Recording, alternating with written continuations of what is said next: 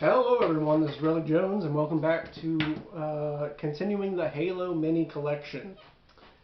We are doing the Covenant today, so this is going to be quite a bit. Let's just break it down. When developing this tabletop role-playing game, the majority of players that I've had has definitely taken a liking to wanting to be a part of Covenant races. Like the Jackals. I had to hand purchase some of these shield jackals, and I just had the worst luck on getting beam jackals. Anybody knows Halo 2, Halo 3 Legendary? Beam jackals are just a pain, but we have acquired quite a bit. I'm very happy with that selection. You can go and have them in a pair, or have a few snipers, and having party members be sniper jackals, which you've seen possibly in Prophet of Death, smearing off. No, Captain Morgan. Captain Morgan happens to be one of those. Let's go ahead and show the little buggers, the drones. I happen to have 3 of them. It seems to be the more of these, the better for the any scenario running them, because they do kind of do swarm tactics. But 3 is a pretty good start. Maybe I should make those tokens eventually. And those are a class that I'm working on as playable, but nobody chose for reasons or another. Having classes that have the ability of during any period of flight, if you will, has been bad for balance. If you would even see like Dungeons and Dragons League play. They actually ban any character that can fly on first level. Let's go ahead and use the hunters as an example. I actually lucked out and got 2 sets of the hunter thing. These are probably one of the harder minis to get because it comes into a pretty big set. If you can get the set for a decent price, it's good, but when you're only looking for hunters and hunters alone, it's kind of difficult. And hopefully when we get to what's called a Halo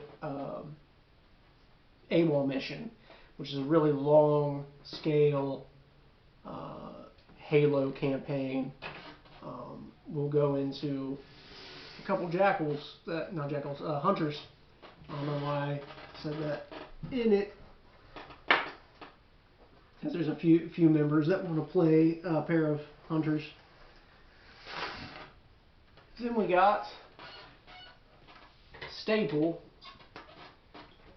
we got the Grunts. Now, I looked out and got these Grunts. I did not get, because there is a few minis you can get on the scale. These happen to be the strategy game version. They're quite smaller, but it's good to fill out the board. There are a few other special ones. There are a needler variant of this, which is pretty good, and even a suicide sticky grenade grunt version. We also have these, which are our fuel rod cannon ones, and I actually had one where the fuel rod cannon fell off, but I think that's a little bit better because I had a lot of them to be able to kind of fill out the classic 3 grunt platoon. But yet again, we've had a lot of play with grunts, if you will. We have Smirnoff in the current campaign, and even in our first trial attempt, we had a grunt that was really good at technology, because it turned out they are pretty smart, regardless of messing up their own planet, if you will. Next, let's go ahead and try to bring some elites over.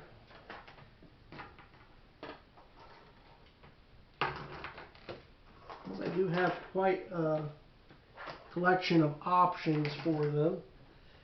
First of all, if you buy the strategy game version, you do get 2. They are a pretty good scale. I have not painted up any of them. I do happen to have one off stand, but I need to repair that.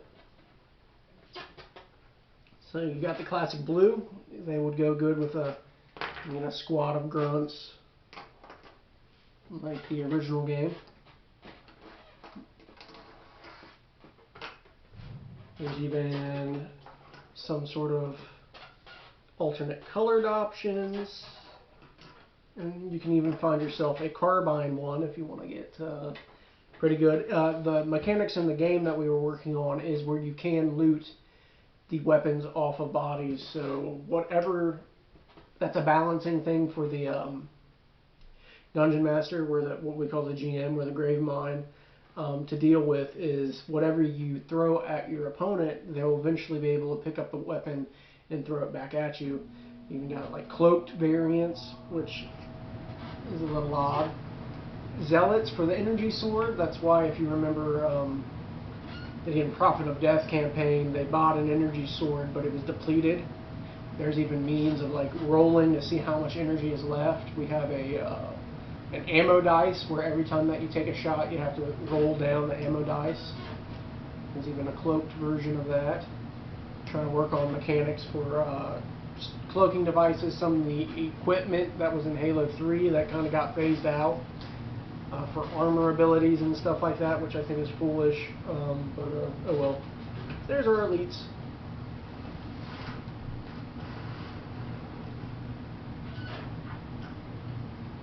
Arbiter. That is from the strategy game version.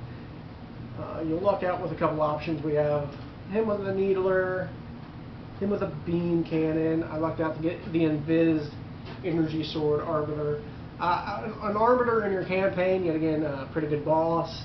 You can pick a bunch of Arbiters. You could pick, I don't know, false Arbiters, if you will, that we've even seen in like 5, or heretic leaders. You can use them as a representation. You can just, pretty good boss monsters to throw out there. Now let's go ahead and bring what I had representation for the brutes, and they seem to be all over the place in scale, even with within the same game. So we have the scale of the strategy game, which clearly puts them as the Spec Ops, the stealth version, the ones that throw energy grenades, and not energy grenades, fire grenades and stuff. Then we have kind of a classic Wookiee looking, not Wookiee, yeah, Chewbacca looking lookalikes. I even have an Honor Guard version. It kind of broke off the spear, unfortunately. That seems to be a big trend. If I have minis with spears, they don't end well. But look at these Spec Ops. They're supposed to be from the same game as Clix, and these are supposed to be the same exact kind of model, but the scale of them are just absolutely massive. Think about them because they're supposed to be invisible, but yeah, again, brutes are really good, especially with stuff like the Banished. They're a really good splinter group to throw some chaos. They take a lot of hits. They prefer melee, so if you want to play like a traditional D&D fighter in the game, brutes seem to be a good option. I threw along in here, and again, I'm an old term HeroScape guy. In HeroScape they have these cyborg gorillas with guns, and I'm like, that's the same thing.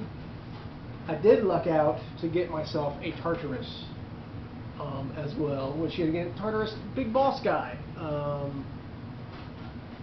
Throw in there. Yet again, kind of hard to throw into plot line to have Tartarus himself, but maybe he's some sort of banished captain or something like that. I did luck out to get myself, talking about vehicles, but also a brute chopper as well. The scale, though, is slightly off. It's a little smaller than I would like, but again, to widen out your Halo feel, you can actually get these for a decent price too. I believe it's McFarlane miniature. That is our brutes. I did luck out to get a lot of the boss guys for it. But what is the Covenant without a jerry-rigged Prophet? You may have seen it in Prophet of Death, where we used him as a representation of a prelate. A prelate is a young, actual warrior version of the Sand Shayun. This one happened to actually get its base broken, and either shipping or something like that, and I had to super glue a hot glue stick as my hollow thing, but it has stayed together thus far. very fragile, but it's a great boss. And overall, this is your red dragon, if you will, of Halo, that next Gravemind or something. But he's a pretty big boss to be an inn. You can kind of have a Tartarus as a mini boss to get to him, or an arbiter of some sort to get to him. Yet again, I do want this as a playable class. It's very much a cleric, or even almost a bard, and giving other people commands and even extra attacks and stuff, which may not be fun for the player, but it's really someone that has the mindset of they kind of want to be an alternate dungeon master, and he is giving his minis extra abilities, if you will. Yet again, it's a good representation of a dungeon master too, because he's going to be able to, as a bad guy, do that to really balance stuff like action economy and stuff like that. So when I finally finish writing up some stats for stuff, let's go into that. Another vehicle, this is a Banshee. I think the scale is, a little big, but it's definitely fun to have more aerial combat. So you can have a Banshee fighting like the Pelican that we had before. Pretty nice. What's going to be good for when we ever get back to Prophet of Death is we actually have a Covenant cruiser. It's definitely on the smaller size, so it would fit more appropriately either again space combat, where you zoom it out and you're going around asteroids and stuff with using your vehicle handling and stuff like that. But also, because it's smaller, it does fit the description of Smirnoff's ship that he had. He had a smaller version of the Covenant cruiser, but like there was like glass up in the front cockpits kind of thing. But you'll have to hear more about that as soon as we can go finish Prophet of Death campaign setting. But that is what we have for the Covenant.